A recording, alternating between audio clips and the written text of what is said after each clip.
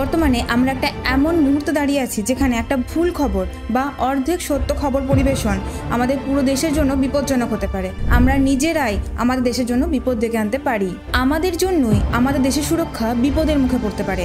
এই মুমেন্টে আমাদের দেশের এমন অনেক সংবাদ মাধ্যম আছে যারা কি করছে, তাড়াতাড়ি খবর পরিবেশন করতে গিয়ে ভুল খবর পরিবেশন করে ফেলছে। হয়তো বা তারা ইন্টেনশনালি করছে না এটা, কিন্তু তাড়াহুড়োর বশে করে ফেলছে, যেটা খুবই বিপজ্জনক। এমন অনেক খবর, অনেক ফটো, অনেক ভিডিও সামনে এসছে যেগুলো পরবর্তীকালে প্রমাণিত হয়েছে যে সেগুলো ভুল ছিল। এটা আমাদের দেশের একটা অত্যন্ত সেন্সিটিভ সময়। এই সময়ে ভুল খবর দেখানো থেকে কোনো খবর না দেখানো অনেক ভালো, কারণ সর্বোপরি আমাদের দেশের সুরক্ষা জড়িয়ে আছে এতে। এবং কিছু ক্ষেত্রে দেখা যাচ্ছে যে এই ভুল তথ্যগুলো মানুষ এমনভাবে গ্রহণ করেছে বা এত বেশি পরিমাণে গ্রহণ করেছে যে সমাজে একটা ভয়ের পরিবেশ তৈরি হচ্ছে বা তৈরি করছে। এক্ষেত্রে একটা কথা বলার, সরকারিভাবে যে খবরগুলো সম্প্রচার করা হচ্ছে, মানে সেনাবাহিনীর তরফ থেকে যে খবরগুলো ডাইরেক্ট আপনাদের কাছে পৌঁছানো হচ্ছে, একমাত্র সেগুলোই সম্পূর্ণভাবে গ্রহণ করুন, নতুবা যাচাই করে গ্রহণ করুন। সরকারিভাবে নির্দেশিকা জারি করে দেশের সমস্ত সংবাদ মাধ্যম, ডিজিটাল মাধ্যম এবং দেশের প্রতিটি নাগরিককে জানানো হয়েছে যে তারা যেন সেনাবাহিনীর কোনো গতিবিধি, কোনো সামরিক পদক্ষেপ, লাইভ ফুটেজ বা ভিডিও ফুটেজ শেয়ার না করে। এবং এটা অবশ্যই সেনাবাহিনী এবং আমাদের দেশের সুরক্ষার জন্যই।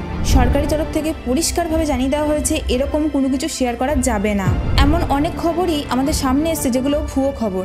এই যেমন ধরুন, এটিএম বন্ধ থাকবে, মানে ব্যাংকের এটিএম মারফত আর কোনো টাকা আমরা এখন তুলতে পারবো না। ফ্লাইট বন্ধ, মানে বিমানবন্দর বন্ধ, কোনো বিমান ওঠানামা করছে না। যেখানে সরকারের তরফ থেকে এরকম কিছু বলাই হয়নি, সেখানে এরকম খবর কিন্তু সম্প্রচার হয়েছে। মানে সরকারিভাবে কোনো এটিএম বন্ধ রাখা হয়নি, তার মানে এটিএম বন্ধ আছে, হয় মেশিন খারাপ, না হলে টেকনিক্যাল কোনো ইস্যু, অথবা মেশিনে ক্যাশ নেই। কিন্তু এটা নিয়ে অযথা মানুষ ভয় পাচ্ছে। আবার ধরুন, এই ক্রিটিক্যাল মুমেন্টে যদি কোনো প্লেন বাতিল করা হয়, যে প্লেনে আপনার টিকিট কাটা আছে, যদি এরকম কোনো ঘটনা হয়, যদি প্লেন ক্যান্সেল হয়, তাহলে সে খবর অফিসিয়ালি আপনাকে জানানো হবে। অযথা প্যানিক করবেন না, এটাই সরকারের নির্দেশিকা। এই মুহূর্তে আইপিএল ম্যাচগুলি বন্ধ রাখা হয়েছে।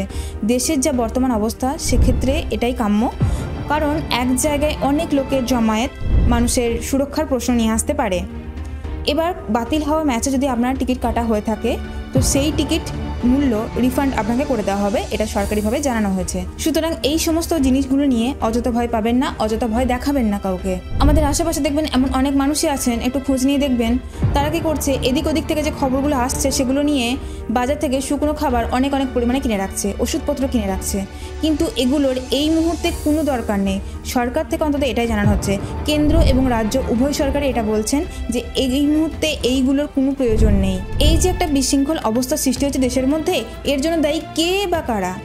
একে তো পাকিস্তান ভুয়ো খবর ছড়াচ্ছে, বাংলাদেশ ছড়াচ্ছে ভুয়ো খবর, তারপর যদি আমাদের নিজেদের ভারতের লোকজনই এই কাজে লিপ্ত হন। অশিক্ষিত বা অল্প শিক্ষিত মানুষের কথা বাদ দিলাম, যদিও এই মুহূর্তে এটা গ্রাহ্য করা যায় না, কিন্তু শিক্ষিত সমাজ, সংবাদ মাধ্যম, তারা কি করে না যাচাই করে খবর পরিবেশন করতে পারে? দেশের প্রতি কি তাদের কোনো দায়িত্ব নেই? সবশেষে একটাই কথা বলার, এই কঠিন মোমেন্টে আমাদের দেশবাসী হিসাবে এমন কোনো তথ্য, কোনো অডিও, কোনো ভিডিও সম্প্রচার বা শেয়ার করা উচিত নয় যাতে আমাদের সেনাবাহিনী অনেক কঠিন পরিস্থিতির সম্মুখীন হয়, যাতে আমাদের দেশের সুরক্ষা নিয়ে কোনো প্রশ্ন ওঠে। তো ভিডিওটি এই পর্যন্তই। এই বিষয়ে আপনাদের বক্তব্য অবশ্যই জানাবেন। Thank you.